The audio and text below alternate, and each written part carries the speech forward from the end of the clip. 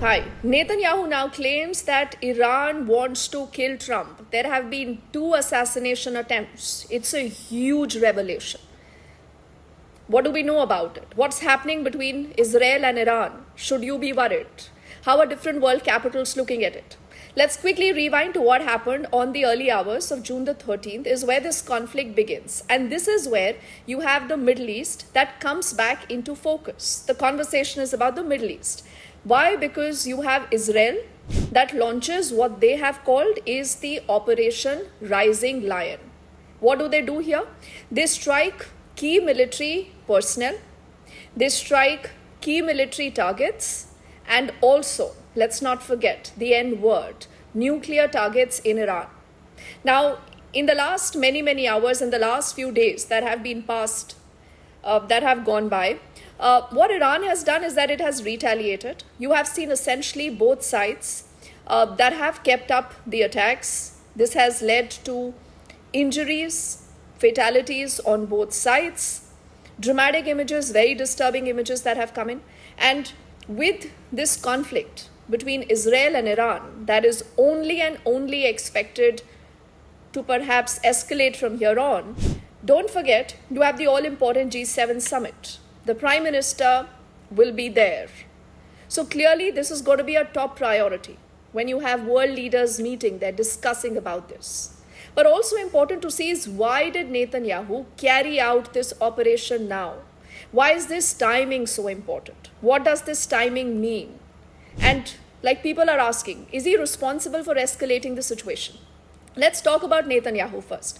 Because when it comes to Netanyahu, he remember has serious political concerns. And somewhere it would be fair to say that he has been under a lot of pressure domestically.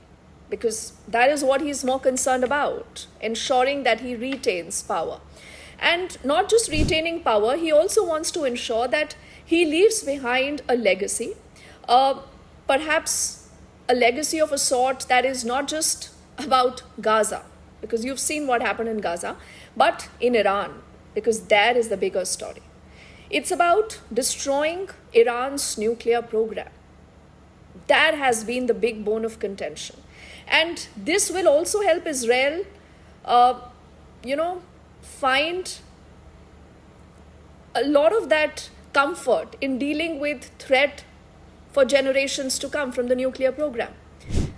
Then you also talk about the US-Iran deal. The US-Iran deal again is very significant, and I think this is the 6th round of negotiations that are due now. Will these negotiations continue? Will this yield any result? We do not know. But it's Netanyahu and a lot of people in Israel's far right who don't believe, who do not want that there can be any kind of settlement.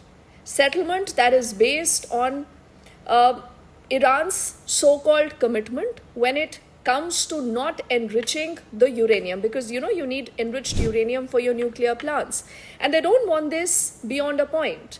Now there are reports that say that Iran has been doing this for a long time right now. That is what a lot of agencies also believe. But Netanyahu has, and they also believe that Iran possibly has already reached a point from where it possibly will be just a matter of days or a few weeks for them to produce what could be very lethal and weapons grade uranium. That is the real danger here, and that is why you see this escalation, this hurry. And don't forget, another important reason I think as far as you've seen this story really moving is Iran's rising capabilities, mostly when it comes to uranium enrichment. We have seen them doing this. There are plants that are doing uranium enrichment. And this possibly has also alarmed Israel to a point where it only thought fit that you need to escalate the situation.